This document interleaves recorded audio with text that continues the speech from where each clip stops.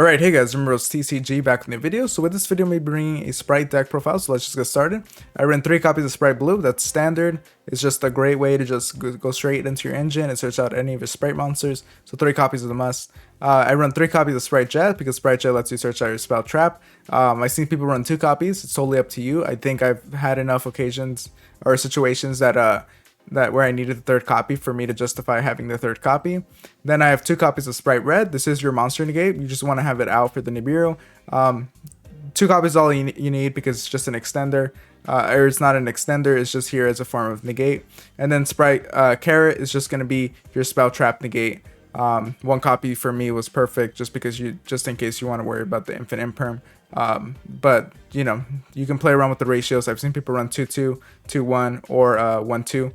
It's solely up to you. Then I run 3 copies of Deep Sea Diva. Deep Sea Diva is great just because it's able to special summon itself out, and it's just a great way to go straight into combos. I'm gonna be releasing a combo and test hunt video for this deck, so look forward for that soon. And yeah, just 3 copies of it is a must. So I have 3 copies of Swap Frog. Swap Frog is great. You're obviously gonna ditch the Ronin Totem. It's not a hard once return. You're gonna be able to use this effect multiple times and just get so much value. Same thing with Ronin Totem. He's able to bring himself back multiple times, which is great.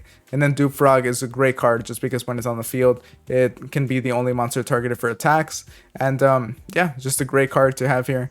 And I decided to run 2 copies. It's totally up to you guys if you just want to run 1 copy. I've seen people run 1. I decided 2 copies was good for me. But yeah, there's been enough occasions where I needed a 2nd copy for me to have it in here. And then here, the rest of the deck, in terms of the monsters, just hand traps because this deck has a small engine and you can just run a lot of hand traps. So it makes it incredible. So 3 Ash Blossom, generic. Hand trap, really great. 3 DD Crow is an amazing card in this meta, so definitely would recommend including this just because you're able to pick so many cards out of people's graves, and it makes it difficult for them to interact with it. And this is also a great way to deal with the Sprite Mirror just because you are able to target like the Ronin Totem in case they're trying to extend, or if they're trying to revive something using the Sprite Elf. So 3 DD Crow, great. 3 Veiler because another, it's just Imperm, the original Imperm, 3 copies of it, just being able to negate. Ghost Ogre, just to have another hand trap in here, being able to destroy. Great, and against certain matchups it's even better. 3 Dark Ruler No More, just because if you're going 2nd, you want to have some way to break a board. You can totally run the Forbidden Droplet, but I decided the Dark Ruler No More is a better board breaker. 3 Sprite Starter, because this card is the E-Telly for the deck. It's just amazing. Just being able to use this, go straight into like a Sprite Blue, and then go straight into combo. Great card, definitely a 3 of. Called by the Grave, just hand traps. You can deal with that. You honestly, if you want to get rid of this for something else, you can totally do that just because this deck has a great way of like dealing with hand traps, just because it's able to extend itself to the point where it doesn't really it's not really bothered by it. And then 1 Sprite Smasher. So the great thing about Sprite Smashers is that you're going to use this as a form of removal because this deck doesn't have a lot of removal, and being able to use this as a non-target banish is really great to have here. So definitely a 1 copy. And then 3 Imperm as your last hand trap because it's just another form of the gates, and it's just annoying to have your hands stacked with all these hand traps, and it's going to prevent your opponent from playing. Alright guys, so before we go to the extra deck, if you guys are enjoying the video and want to support the channel and you want to support me directly, then I set up a Patreon in the description down below. It helps the channel out a lot. Or if you want to buy cards, like buy some of these cards and support the channel as well, then there's the TCG player link in the description down below. But yeah, let's get straight to the extra deck now. So here we have Zeus and Downer. This is pretty standard just because you are running a good amount of Exceed monsters, being able to attack, sack them, the rank 2s into Downer, and then go into Zeus, get a lot of material. Totally awesome. You just need 1 copy because that's all you're going to really get, and it's able to recycle itself as well and recycle material when it's lost. It's a really great card. So yeah, Omni Negate, one of the big reasons why this deck is as powerful as it is. So here I have Onibimaru, Soul Sweeper. This card is great just because it's able to banish a card temporarily, but it's just a great way, great form of removal, just so you can get to the position where you can finish your opponent. Then we have 2 Gigantic Sprite. So Gigantic Sprite is really powerful, just because if you do, so if you have a Fusion, Synchro, Exceed, or Link monster as material, it becomes doubled. So usually if you are going to have one, it's going to be the Link, which will get it to 3200 attack. And then this card is able to special summon a level 2 monster from your deck. So the great thing about this is that you can just use this to bring out the Swap Frog and then go straight into the whole frog combo.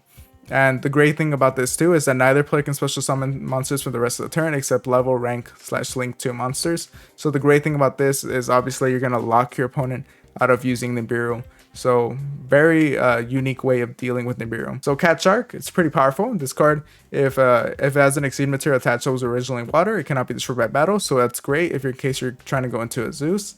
And also this card, you can attach a material from this card, then target one rank 4 or lower Exceed monster you control, and double its attack. So you could make this guy, if he has 3200 attack because of the link to it, you make it into a 6400, so you can make it a strong beater. So I think having Cat Shark is really great for the stack as just a way to have some power in here. And then for the links, I have the Mech Knight Crusadia Avermax. So this guy is really great. It's just a boss monster that you're gonna have. Usually you're gonna want to just link into it with IP Masquerena, so it's indestructible.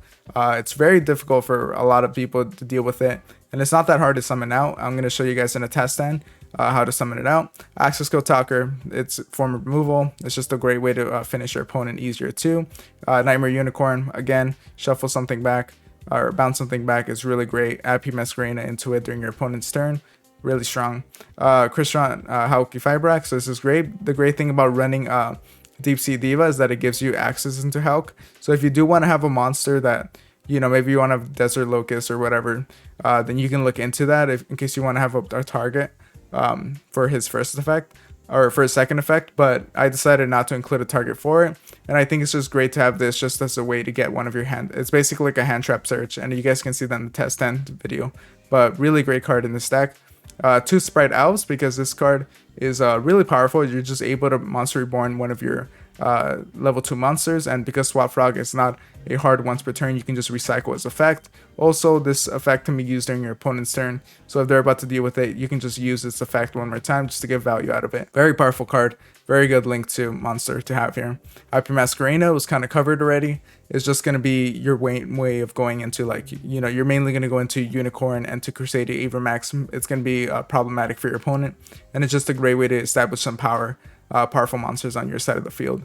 And then Almirage, because there's a great combo you can do with this card by just like having a Swap Frog. You can go 1-card combo, which will be in the test 10 video. Now guys, for the side deck, as usual, these are cards I considered running and just ended up cutting out. But yeah, let's just get started. So this is the second copy of the Sprite Carrot. Decided that I just needed the 1 copy. Didn't see enough reason for me to run the second copy. 1 was just good enough.